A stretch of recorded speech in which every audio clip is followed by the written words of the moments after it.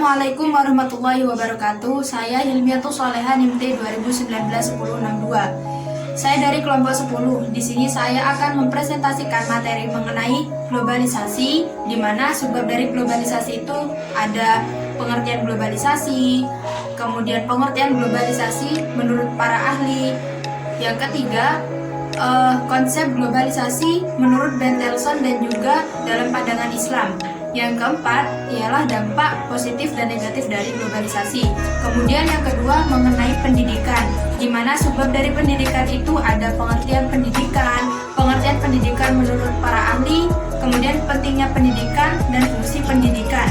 Yang terakhir ialah mengenai sekolah dalam menjawab era industri 4.0 yang dilanjutkan dengan adanya mini research. Yang pertama, saya akan membahas mengenai pengertian dari globalisasi. Jadi, globalisasi asal katanya dari bahasa Inggris, globalization, yang berarti menyeluruh tanpa kenal batas. Jadi, globalisasi adalah sebuah proses integrasi nasional yang disebabkan karena adanya pertukaran pandangan dari budaya asing ke budaya Indonesia.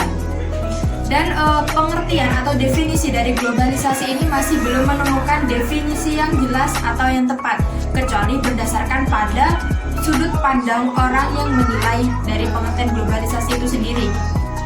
Perlu kalian ketahui, dengan adanya globalisasi, banyak sekali perubahan-perubahan yang terjadi. Seperti contoh, ketika kita akan bepergian, dahulu transportasi di Indonesia masih bersifat kedaerahan atau masih bersifat tradisional.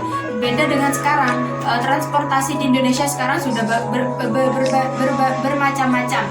Contohnya seperti ketika kita akan bepergian, kita bisa menggunakan pesawat terbang, kemudian mobil, kemudian menggunakan bus ataupun kereta api. Sedangkan dahulu ketika kita akan bepergian, kita bisa menggunakan becak ataupun sepeda ontel, seperti itu. Selanjutnya mengenai pengertian globalisasi menurut para ahli. Yang pertama ialah menurut Malcolm Peters. Jadi Malcolm Peters berpendapat bahwa globalisasi adalah sebuah proses sosial yang mengakibatkan adanya pembatasan geografis yang dilakukan secara sadar. Contohnya seperti mengubah sifat seseorang lebih individualisme, karena adanya globalisasi membuat teknologi informasi semakin maju, contohnya seperti gadget. Tidak heran bahwa banyak orang atau masyarakat Indonesia yang lebih mementingkan gadgetnya daripada lingkungan sekitarnya, seperti itu. Yang kedua, menurut Emanuel Richter. Jadi, menurut Emanuel Richter, globalisasi adalah jaringan kerja global yang membuat seseorang yang awalnya hidup secara terpisah-pisah menjadi saling membutuhkan, saling ketergantungan, sehingga tidak bisa dipisahkan antara yang satu dengan yang lain. Yang ketiga, menurut Princeton and Lehman. Jadi, menurut Princeton and Lehman berpendapat bahwa globalisasi adalah proses pertumbuhan yang menyebabkan adanya sikap ketergantungan dan hubungan-hubungan negara dengan hal-hal yang berhubungan dengan bisnis dan uang. Contohnya menjalin kerjasama antara negara satu dengan negara yang lain seperti MEA dan WTO.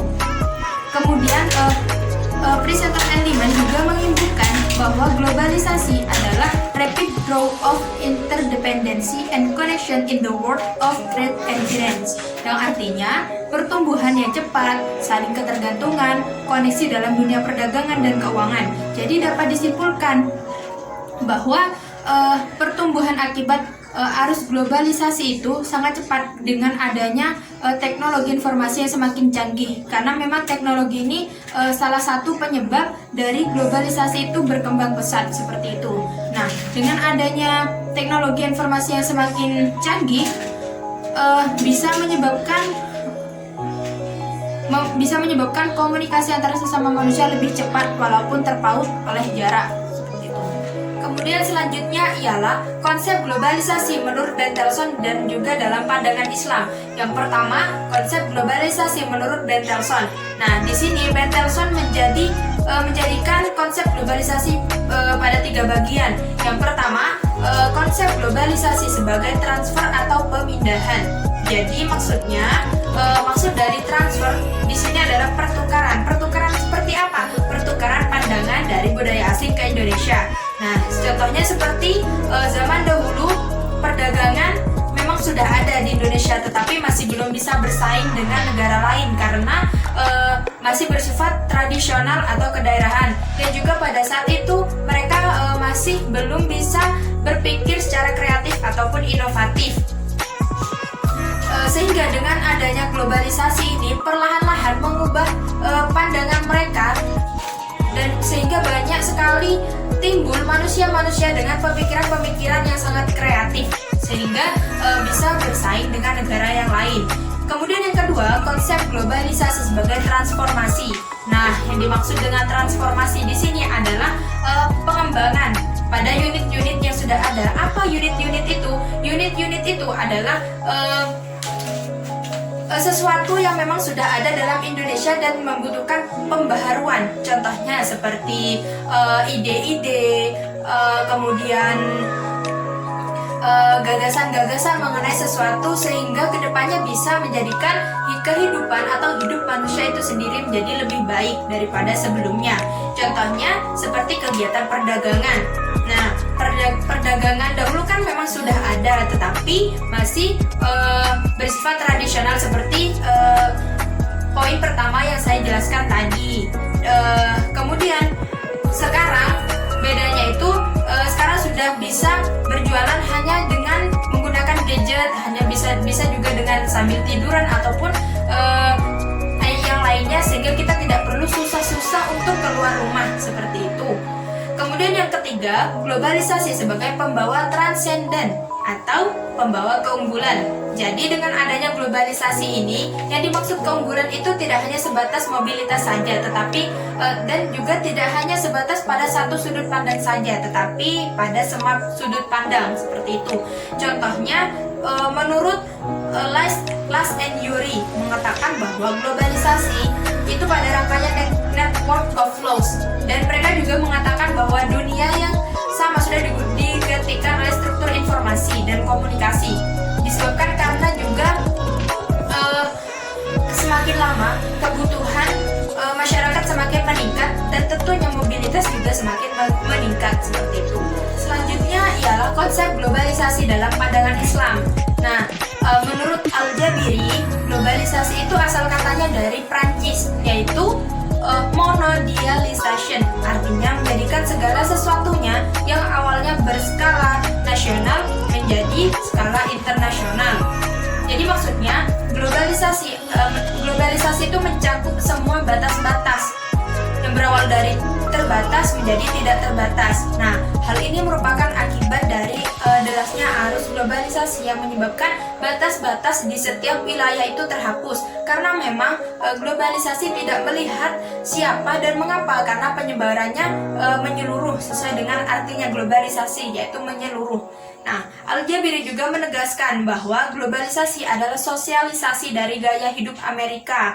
Kenapa? Karena memang pada kenyataannya segala pergaulan atau model dan gaya saat ini tidak luput dari budaya asing, termasuk Amerika. Pendapat dari Al-Jabiri ini disetujui oleh Al-Qardawi, yang mana globalisasi ini membawa seseorang pada tingkat internasional. Jadi awalnya sederhana, kemudian awalnya monoton mulai dari segi ilmu, ekonomi, perdagangan, sosial budaya, bahasa, gaya rambut. Itu perlahan-lahan dengan adanya globalisasi mengubah semua aktivitas kita, mulai dari mengubah kehidupan kita sehari-hari, tidak hanya aktivitas saja. Kemudian menurut Al-Qardawi, dalam pandangan Islam, katanya globalisasi ini sama artinya dengan kesejagatan, yang mana artinya menyeluruh, sebagaimana dijelaskan dalam Quran surah Al-Anbiya ayat 107, yang artinya, dan tidaklah kami mengutus kamu melainkan untuk menjadi rahmat bagi alam semesta. Jadi maksud dari kesengajaan itu berdasarkan pada memuliakan semua keturunan dari manusia itu sendiri, seperti itu. Nah, kesejagatan ini juga berarti suatu persamaan dari manusia itu sendiri, sehingga tidak menutup kemungkinan manusia satu dengan manusia yang lain harus saling membantu. Kemudian kemudian harus saling memuliakan antara satu dengan yang lain, karena pada dasarnya semua manusia yang ada di seluruh alam semesta ini memang diwajibkan untuk memiliki rasa tanggung jawab untuk mengabdikan dirinya kepada Allah. Kemudian di sisi lain, Rasulullah memperkuat pernyataan di Al-Furqan ayat 1 yang juga sama-sama berasal dari Al-Quran, yaitu pada surah Al-Hujurat ayat 13 yang mana pada surah Al-Hujurat ayat ke-13 ini kita disuruh untuk saling menghargai dan juga saling memahami antara satu mengenai dampak globalisasi. Nah, dampak globalisasi ini ada dua, yaitu dampak positif dan negatif. Sebelum saya membahas mengenai dampak globalisasi, kalian harus mengetahui dulu bahwa globalisasi itu bukan lagi fenomena yang asing dalam pendengaran kita, karena memang dari kegiatan kita sehari-hari, mulai dari makan, barang-barang yang kita punya, ataupun alat transportasi yang kita punya, bahasa, ataupun yang lainnya, sudah secara tidak langsung kita sudah terkena dari akibat globalisasi itu sendiri. Contohnya pada model pakaian. Pakaian yang dahulu orang kenakan itu sangat sederhana, beda dengan pakaian sekarang. Pakaian yang dikenakan kita sekarang banyak sekali dari pengaruh budaya asing. Contohnya seperti outer, kemudian baju lengan pendek dengan berbagai variasi atau model seperti itu. Dan juga gaya bahasa kita perlahan-lahan juga akan berubah karena dengan adanya arus globalisasi. Dan globalisasi ini muncul kira-kira pada akhir abad ke-19 atau awal abad ke-20, tepatnya pada tahun 1000 atau 1500 Masehi yang lalu. Nah, kenapa harus pada tahun 1000 sampai 1500 Masehi ini? Karena menurut para ahli ada peristiwa yang mana peristiwa ini mengakibatkan seseorang ini menjadi ketergantungan pada saat itu, sehingga pada tahun 1000 sampai 1500 Masehi ini para ahli menetapkan bahwa munculnya globalisasi atau pertama-tama globalisasi itu muncul pada abad 1000 sampai 1500 Masehi. Nah, kalian harus mengetahui juga dampak dari globalisasi itu sendiri. Yang pertama, dampak positif dari globalisasi. Yang pertama, perubahan tata nilai dan sikap. Kenapa harus perubahan tata nilai dan sikap? Karena setelah globalisasi ini berhasil masuk ke Indonesia, terlebih lagi arusnya semakin lama semakin deras, perlahan-lahan membuat tatanan nilai atau sikap dari bangsa masyarakat itu sendiri bergeser, yang awalnya irasional menjadi rasional. Apa contohnya? Yang masyarakat dahulu lebih mempercayai hal-hal yang bersifat gaib, beda dengan masyarakat Indonesia sekarang yang lebih menggunakan rasional daripada hal-hal. Yang kedua ialah berkembangnya ilmu pengetahuan dan teknologi. Kenapa saya katakan berkembangnya ilmu pengetahuan dan teknologi? Karena pemicu atau faktor yang mendorong arus globalisasi itu maju semakin cepat karena disebabkan teknologi yang semakin canggih. Nah, teknologi semakin canggih menyebabkan ilmu pengetahuan semakin canggih pula. Kenapa? Karena ketika teknologi semakin canggih, kita bisa dengan mudah menemukan informasi-informasi yang terdapat pada seluruh penjuru dunia, sehingga ketika kita mengenyam pendidikan, kita bisa mengetahui informasi-informasi mana saja yang berasal dari seluruh penjuru dunia. Seperti itu. Contohnya seperti penggunaan HP, ya kan, dimana seseorang bisa menggunakannya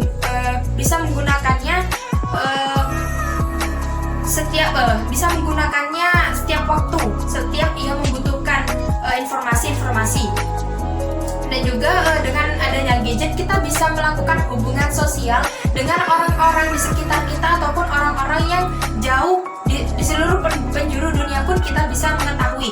Contohnya saja pada aplikasi WhatsApp, di mana kita bisa menjalin silaturahmi dengan karib kerabat meskipun kita terpaut oleh jarak. Dan juga contohnya juga seperti aplikasi TikTok. Nah, aplikasi TikTok ini kita bisa mengetahui orang-orang di berbagai penjuru dunia. Tidak hanya di wilayah kita sendiri, juga bisa dari luar negeri juga kita bisa mengetahui dengan mudah seperti itu. Kemudian yang ketiga, tingkat kehidupan yang lebih baik.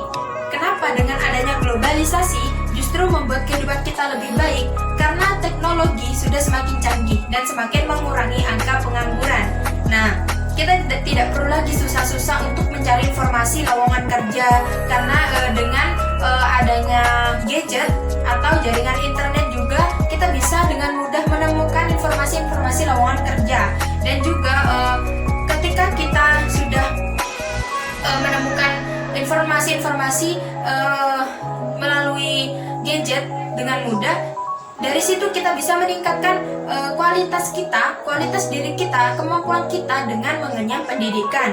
Agar semakin lama kita mengenyam pendidikan, semakin lama hidup kita. Dampak negatif dari globalisasi. Yang pertama, menjadikan masyarakat memiliki pola hidup yang konsumtif.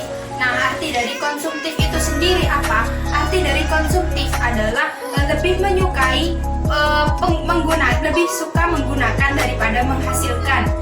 Jadi lebih suka mengkonsumsi daripada memproduksi, seperti itu. Karena memang semakin lama dengan adanya globalisasi, kebutuhan masyarakat semakin meningkat, sehingga mau tidak mau masyarakat perlahan-lahan lebih menyukai hal-hal yang praktis, seperti itu. Nah, hal-hal yang praktis ini menyebabkan terjadinya culture shock atau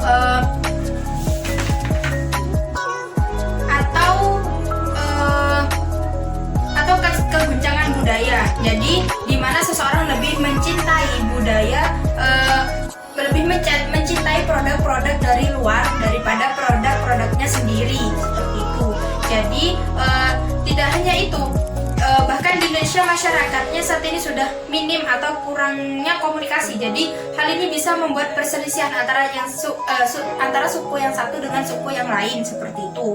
Dan kecintaannya terhadap suatu budaya itu seharusnya lebih tinggi, dan memang kecintaan terhadap budaya seharusnya sudah ditanam sejak dini, agar ketika kita menghadapi seperti saat ini globalisasi ini, kita bisa lebih mengantisipasi dan lebih berusaha lagi untuk mencintai budaya kita sendiri, seperti itu, dengan cara mengetahui sejarah-sejarah bangsa kita, kemudian keunikan-keunikan atau kekhasan yang ada pada negara kita, sehingga kita tidak mudah menyukai budaya luar ataupun menyukai model bahasa ataupun yang lainnya. Dari yang ketiga adalah terjadinya kesenjangan sosial.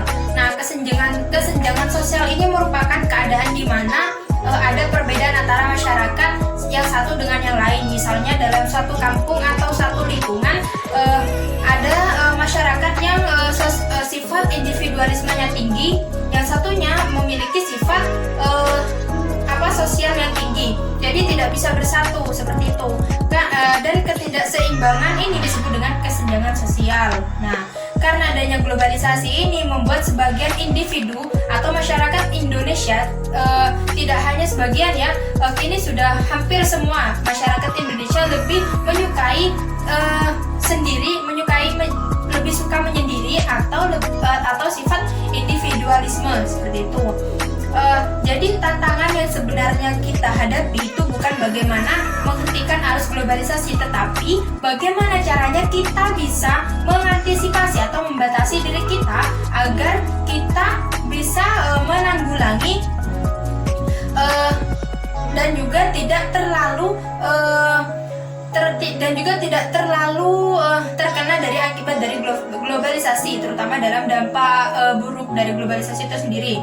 Dan juga kita harus memikirkan bagaimana caranya kita mencetak generasi bangsa dengan memiliki sumber daya manusia atau SDM yang berkualitas tentunya, sehingga kita tidak mudah untuk mencintai produk-produk dari luar negeri. Setelah kita membahas mengenai globalisasi, selanjutnya saya akan membahas mengenai pendidikan, yaitu yang pertama, pengertian pendidikan. Jadi, pendidikan merupakan suatu wadah yang didirikan oleh suatu lembaga, yang mana lembaga ini yang nantinya akan mencetak generasi penerus bangsa yang berbudi luhur, kemudian kreatif, berakhlak, dan juga berilmu melalui berbagai macam metode yang digunakan oleh pendidik atau guru dari lembaga tersebut. Nah, jadi pendidikan ini bukan hanya sekedar mentransfer ilmu atau memberikan ilmu saja, tetapi seorang guru di sini ditugaskan untuk memerhatikan dan juga membimbing muridnya agar bisa menjadikan membawa perubahan terhadap murid-muridnya atau generasi-generasi penerus bangsa nantinya. Kemudian dalam suatu pendidikan tentunya seorang guru pasti memiliki metode atau pengajaran, model pengajaran. Contohnya seperti model pengajaran konstruktivisme, kognitif ataupun yang lainnya. Karena memang dalam mengajar atau memberikan suatu ilmu, seorang guru tidak hanya semerta-merta memberikan ilmu saja, tetapi guru di sini juga harus memperhatikan apa sih kebutuhan dari murid-murid yang ini. Kemudian guru juga harus lebih mengenal satu persatu murid-muridnya, sehingga guru bisa memahami apa yang dibutuhkan oleh murid-muridnya, potensi apa yang dimiliki dan bakat seperti apa yang dimiliki oleh murid-muridnya. Sehingga dengan pendidikan guru juga bisa membantu murid-murid untuk mengetahui potensi yang ada di dalam dirinya, kemudian mengembangkan bakat dan minat dari dalam diri siswa. Pendidikan terbagi menjadi 3. Yang pertama, pendidikan formal, pendidikan non-formal, dan juga pendidikan informal. Nah, pendidikan formal adalah pendidikan yang didirikan oleh suatu lembaga pemerintahan yang mana suatu lembaga yang didirikan oleh pemerintahan ini berstruktur. Mulai contohnya ketika kita memulai pendidikan, kita awali dengan mengampu taman kanak-kanak, kemudian sekolah dasar, kemudian meningkat ke sekolah menengah pertama, kemudian meningkat lagi ke sekolah menengah atas dan dilanjutkan dengan perguruan tinggi seperti itu. Dan yang kedua, pendidikan non-formal. Jadi pendidikan non-formal adalah pendidikan yang dilakukan di luar pendidikan formal. Contohnya seperti mengikuti pelatihan khusus, kemudian mengikuti majelis taklim dan juga kegiatan yang dilakukan di luar pendidikan formal lainnya. Kemudian yang ketiga adalah pendidikan informal. Jadi pendidikan informal adalah suatu kegiatan yang dilakukan oleh keluarga dan lingkungan itu sendiri, yang dilakukan oleh keluarga dan lingkungan itu sendiri. Dan hal ini bisa dikatakan dengan belajar mandiri. Jadi pendidikan informal itu bisa kita katakan dengan belajar mandiri. Contohnya seperti saat ini, belajar sendiri di rumah atau dalam jaringan atau daring, di mana daring atau belajar sendiri di rumah ini peran orang tua sangat penting bagi kemajuan anak itu sendiri, terutama dalam mencari ilmu. Nah, di dalam rumah orang tua juga bisa memantau lebih dan juga bisa menjadi sarana untuk mengenal dan juga lebih dekat kepada anak-anaknya seperti itu. Jadi ketiga macam pendidikan yang saya sebutkan tadi, mulai dari pendidikan non formal, informal dan juga formal, itu tidak berjalan secara berdampingan, melainkan terpisah dalam upaya pembentukan pribadi peserta didik. Dan hal ini yang menyebabkan terjadinya pembentukan kepribadian siswa yang parsial. Nah, kepribadian parsial itu sendiri, misalnya ketika seorang anak ada di rumah, anak tersebut bersikap baik terhadap keluarganya.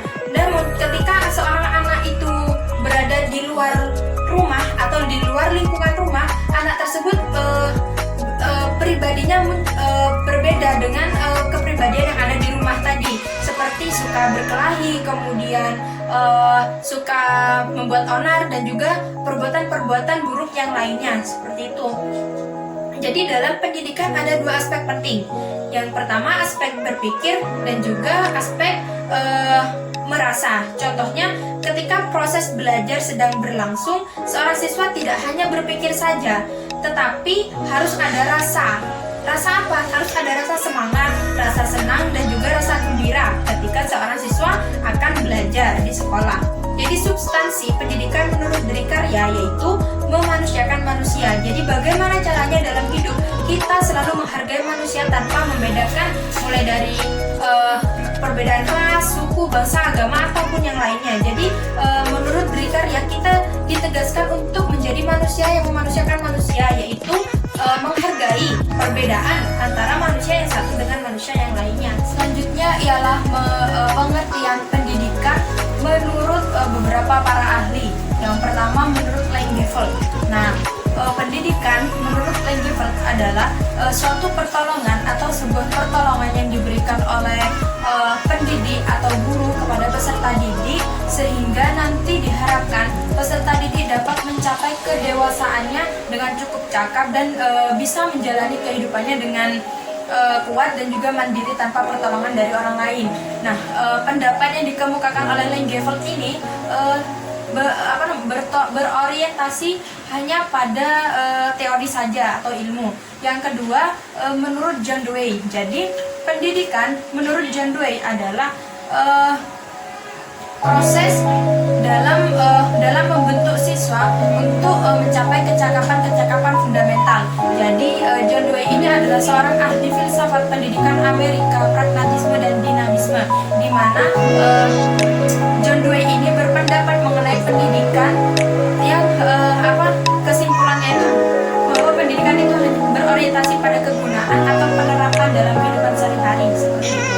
Kemudian yang ketiga menurut Derikarya. Nah, Derikarya ini mengemukakan pendapatnya mengenai pengertian pendidikan atau definisi pendidikan menjadi 3 rumusan.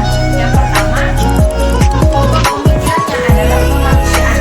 Jadi maksud dari kemanusiaan di sini guru dalam mendidik atau mengajar siswa-siswanya atau para peserta didik dengan mengutamakan atau fokus terhadap kemanusiaan pada dirinya sendiri. Dengan kata lain, menurut Derikarya ini pada poin yang pertama, kemanusiaan yang dimaksud itu bagaimana caranya guru itu mengajari peserta didik untuk mengetahui apa yang ada di dalam dirinya dan apa yang dibutuhkan dan apa yang dibutuhkan untuk mengembangkan apa-apa yang ada di dalam diri peserta didik tersebut.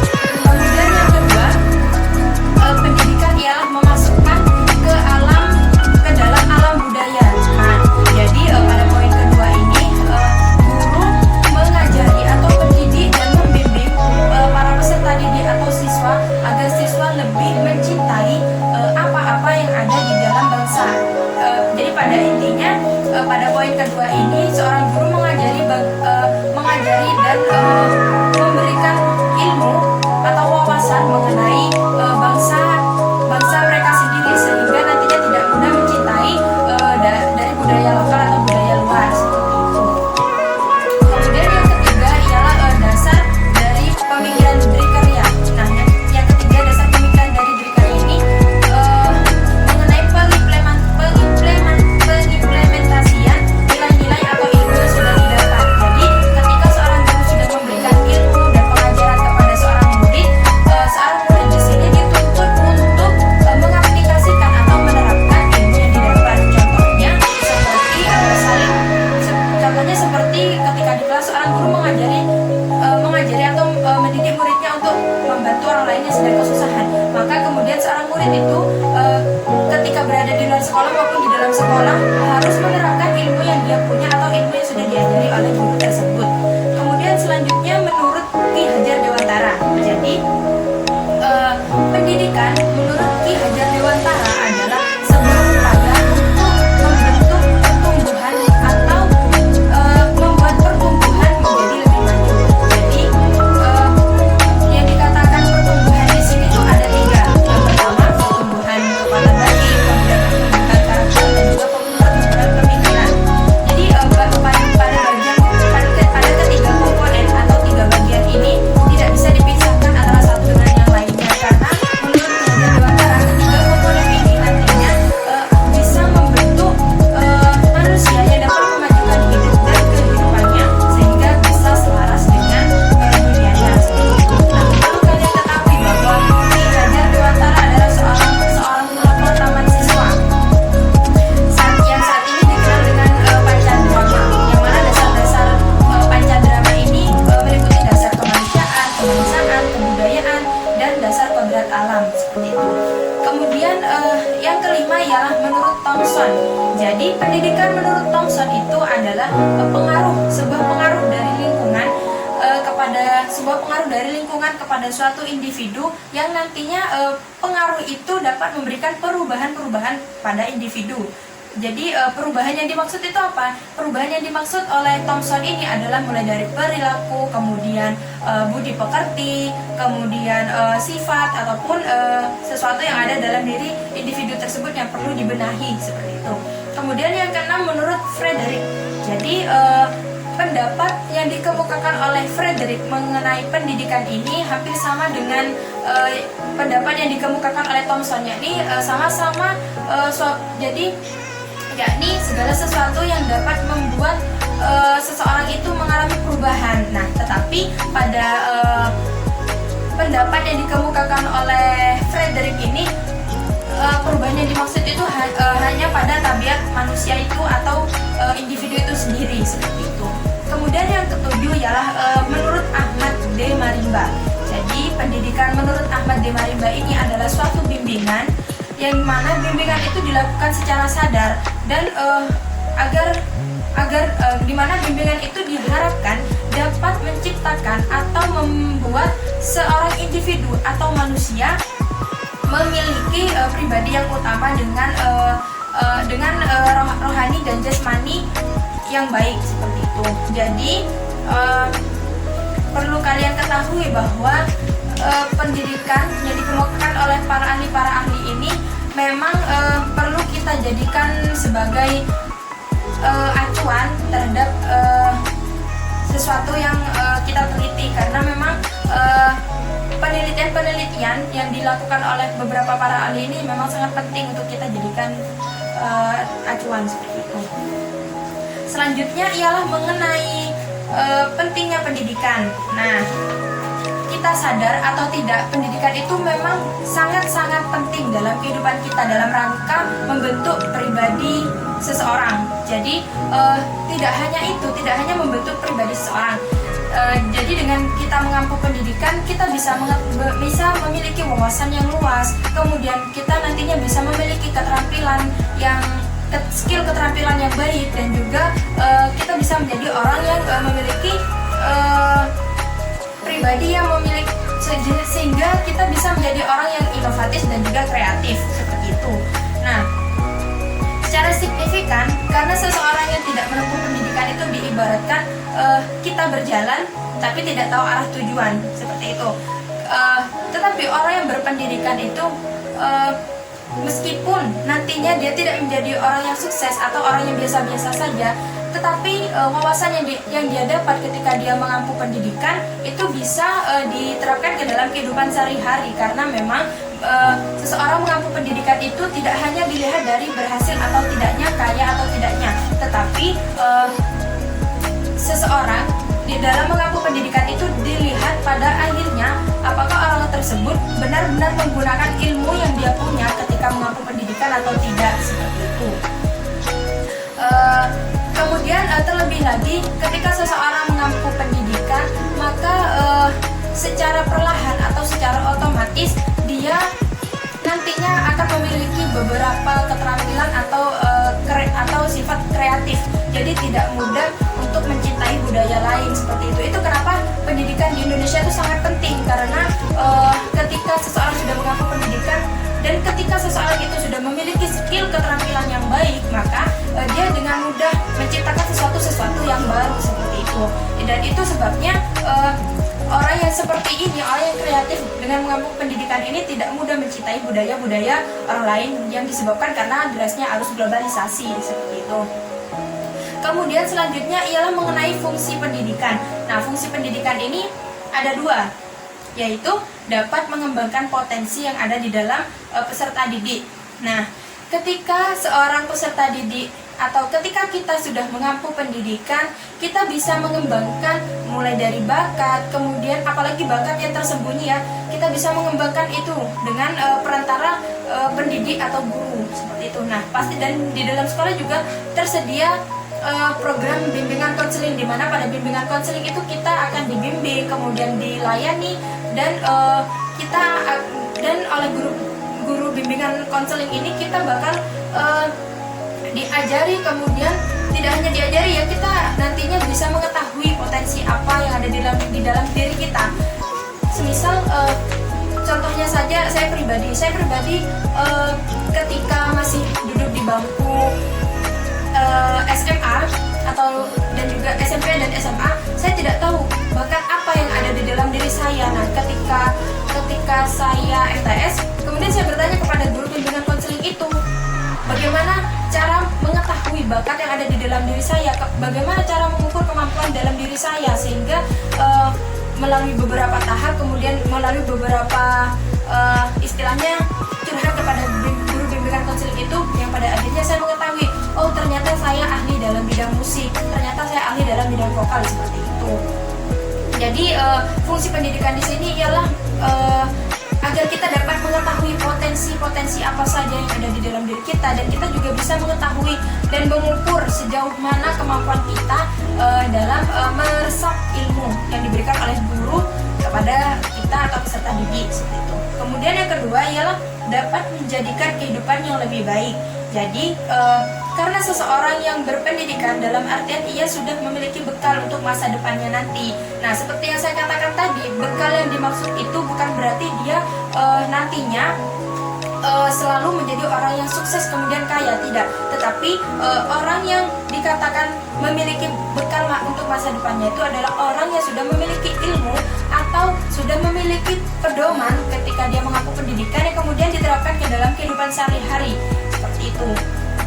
Karena memang untuk menjadi orang-orang yang sukses itu memang butuh pengorbanan yang cukup besar. Nah, dalam pendidikan itu kita tidak hanya menerima ilmu, tidak hanya terjadi proses mentransfer ilmu antara guru dengan murid, tetapi dalam pendidikan itu kita juga diajari bagaimana cara memiliki moral yang baik dan mengubah karakter-karakter yang awalnya buruk menjadi lebih baik, seperti itu. Karena itu dalam pendidikan ada yang namanya pendidikan moral. Dan juga pada pembahasan terakhir ya ini mengenai sekolah dalam menjawab era industri 4.0. Nah, sebelum kita membahas lebih jauh mengenai era industri atau revolusi industri 4.0, tentunya pasti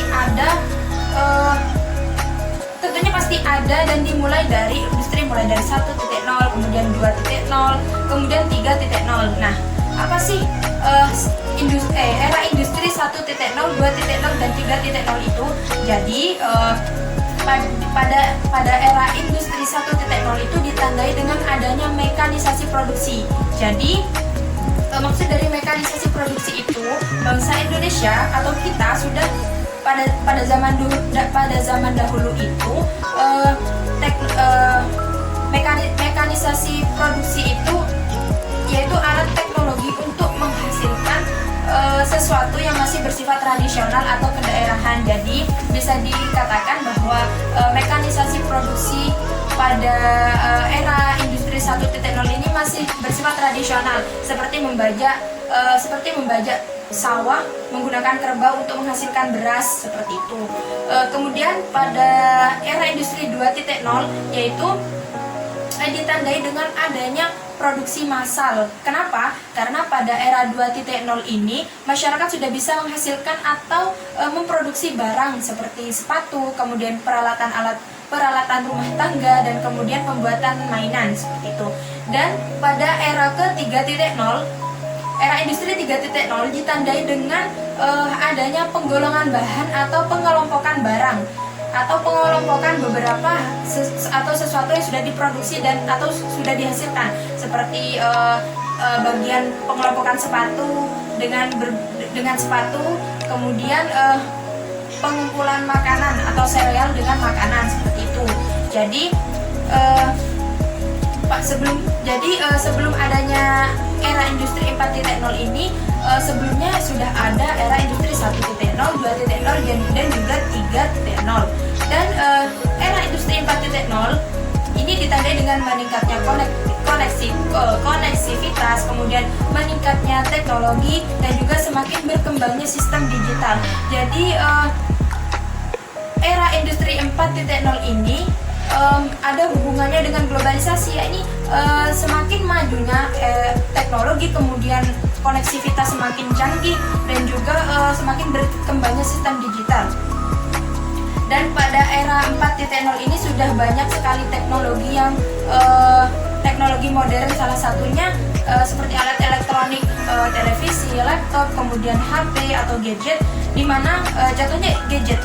Dengan menggunakan gadget kita bisa mengetahui atau menjalin silaturahmi dengan kerabat-kerabat kita yang jauh ataupun dengan orang-orang yang belum kita kenal seperti itu. Dan juga dengan menggunakan HP kita bisa dengan mudah mencari rumah seseorang atau rumah teman atau rumah kerabat yang jauh dengan menggunakan aplikasi Google Maps seperti itu. Jadi dengan era 4.0 ini segala sesuatu sudah makin canggih seperti itu, mulai dari alat digital, kemudian ya transportasi, tentunya juga ilmu pengetahuan atau dalam pendidikan itu sudah semakin canggih pula seperti itu. Perubahan di era 4.0 ini memang tidak bisa kita ubah dan tidak bisa kita menghentikan dan juga menghindarinya. Maka dari itu perlu adanya perubahan atau penanggulangan untuk meminimalisir akibat dari era industri 4.0 ini. Yaitu contohnya semakin menambah kualitas sumber daya manusia dengan cara apa? Nah, dengan cara mengampu pendidikan. Kenapa? Karena dengan mengampu pendidikan kita bisa mengetahui mulai dari pendidikan SD, TK, SD, SMP ataupun SMA hingga ke perguruan tinggi. Mengapa demikian?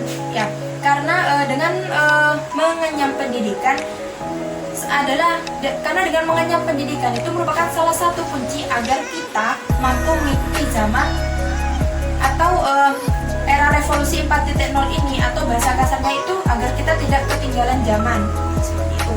Dan kualitas pendidikan ini tidak hanya fokus kepada siswa saja tetapi juga kepada pendidik. Kenapa? Karena pendidik di sini karena para pendidik di sini nantinya akan melahirkan generasi-generasi bangsa yang mana ketika seorang pendidik itu memberi pengajaran yang baik, mengayomi peserta didik dengan baik, membimbing peserta didik dengan baik, maka hasilnya seorang peserta didik itu akan memiliki kualitas yang baik pula. Jadi pendidikan di era 4.0 ini dianggap penting agar bisa membentuk generasi yang inovatif dan juga kreatif. Era industri 4.0 ini ya ada hubungannya dengan globalisasi, yaitu ketika kita sudah meningkatkan kualitas yang ada di dalam diri kita dan menjadi manusia yang inovatif dan kreatif, kita tidak mudah terpengaruh akan budaya luar seperti itu. Karena memang pendidikan itu yang saya katakan tadi, pendidikan itu sangat penting untuk mengubah mulai dari cara pandang kita, pola pikir kita atau ide-ide kita. Dan dengan pendidikan bisa menambah wawasan dan kita nantinya dapat memiliki skill keterampilan yang baik sehingga menjadi orang yang inovatif dan juga kreatif atau menciptakan sesuatu yang baru seperti itu. Jadi dapat disimpulkan bahwa pendidikan di era 4.0 ini merupakan suatu respon akan adanya revolusi industri 4.0 yang mana seluruh manusia di sini harus bisa membuat peluang dengan memanfaatkan teknologi atau alat digital atau segala hal yang sudah canggih, kita bisa memanfaatkannya. Nah, ini yang dinamakan dengan sifat kreatif dan inovatif seperti itu. Sehingga nantinya kita dapat bersaing dengan negara lain melalui pendidikan yang kita ampuh, karena semakin tinggi pendidikan seseorang maka semakin lebih baik hidupnya. Kemudian pembahasan selanjutnya ialah mengenai mini riset. Nah, mengenai mini riset dari dampak globalisasi pendidikan dan juga era revolusi industri 4.0. Yang pertama, saya meneliti di sekolah MAN 1 Jember, yakni salah satu guru di MAN 1 yaitu Dr. Andes M. Husen TMAG. Jadi Bapak Husen ini adalah selaku guru di MAN 1 yang mengampu mata pelajaran sejarah kebudayaan Islam seperti itu. Jadi beliau mengatakan bahwa ketika kita berbicara mengenai globalisasi itu pembahasannya sangat luas seperti itu, dan globalisasi itu memang kaitannya itu sangat erat dengan pendidikan dan juga apalagi era revolusi seperti itu, yang mana pendidikan dan revolusi industri ini merupakan akibat dari adanya arus globalisasi tersebut. Jadi beliau berpendapat bahwa globalisasi adalah hasil dari kebudayaan asing yang lambat laun, bahkan sampai sekarang kita sudah tidak sadar bahwa kita sendiri adalah akibat dari adanya globalisasi, mulai dari segi berbicara, kemudian tingkah laku, model baju, apalagi kemudian sekarang itu menurut beliau sekarang di mana-mana ada all shop. Nah, all shop atau online shop ini merupakan salah satu metode atau strategi seseorang untuk berdagang dengan melalui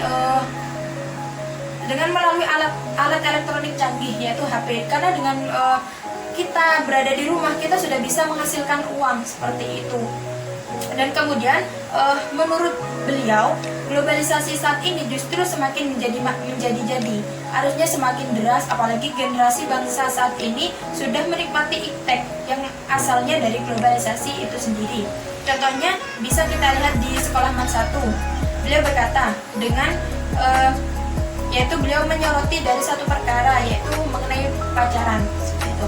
Jadi menurutnya pacaran itu merupakan dampak dari globalisasi, dan pacaran ini merupakan suatu perbuatan yang asalnya itu dari budaya asing, dimana menurut beliau ketika kita memegang seseorang itu sudah terasa biasa saja seperti itu. Dan tidak hanya itu, beliau juga mengatakan bahwa di Man 1 ini saat ini akibat adanya globalisasi kita sudah belajar dengan enak, dengan nyaman. Contohnya di kelas sudah ada kipas angin, kemudian sudah ada kursi, ada proyektor untuk kita presentasi, sehingga bisa dengan mudah kita menyerap ilmu yang disampaikan oleh seorang pendidik. Kemudian menurut yang kedua yaitu menurut salah satu guru di Man 1 juga, yaitu Yunus SAG MPDI. Jadi ketika saya menanyakan mengenai globalisasi, beliau mengatakan bahwa globalisasi itu sangat erat kaitannya dengan pendidikan, sama seperti yang Bapak Husain katakan. Jadi menurut beliau, karena adanya globalisasi ini, maka segala ilmu pengetahuan, teknologi, kemudian informasi semakin canggih, dan zaman itu semakin modern. Maka seseorang harus bisa mengimbangi dirinya agar tidak terdampak dari akibat pengaruh negatif dari globalisasi. Sebab globalisasi ini semakin lama artinya semakin deras. Nah, jika dalam diri seseorang tidak ada ilmu pengetahuan atau tidak mengaku pendidikan, maka akhirnya akan banyak sekali hal-hal negatif yang terjadi. Contohnya seperti banyak pengangguran karena minimnya wawasan atau pengetahuan. Apalagi manusia atau masyarakat Indonesia yang pada saat zaman dulu yang sampai saat ini masih hidup itu yang bisa kita katakan masyarakat primitif. Jadi masyarakat primitif ini tidak mengetahui, tidak bisa membaca atau buta huruf, kemudian buta warna juga, sehingga hal ini dapat menyebabkan sesuatu, atau ketika satu informasi masuk mereka langsung mengiyakan atau langsung terpengaruh. Beda halnya dengan seseorang yang sudah mengampu pendidikan. Jadi seseorang yang sudah mengampu pendidikan itu ketika ada suatu informasi, beliau akan mencari kebenaran dari informasi-informasi yang beredar seperti itu. Sekian presentasi dari saya. Apabila ada salah